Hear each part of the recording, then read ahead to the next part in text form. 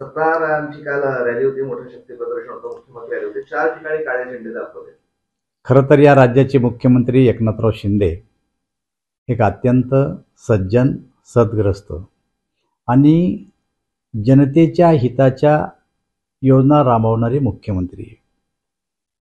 या मुख्यमंत्र्याला सपोर्ट आहे देवेंद्रजी फडणवीस आणि अजितदादाचा आणि आमच्या सगळ्या पक्षाचा.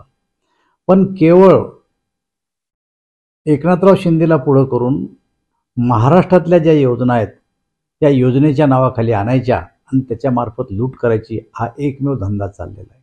आणि माझं म्हणणं आहे, सरकारची लूट करणं आणि सरकारकडून फायदा मिळवणं हा एक भाग वेगळा आहे, पण आपल्या मतदारसंघातल्या जनतेच्या जमिनी बळकवणं, निल्लोडसारख्या गावामध्ये एका स्वतंत्र सैनिकाची जमीन बळकवली, त्याचे कागदपत्र माझ्याकडे उपलब्ध आहे. कार्यकर्त्यांनी त्यांना फक्त काळे झेंडे दाखवलेत.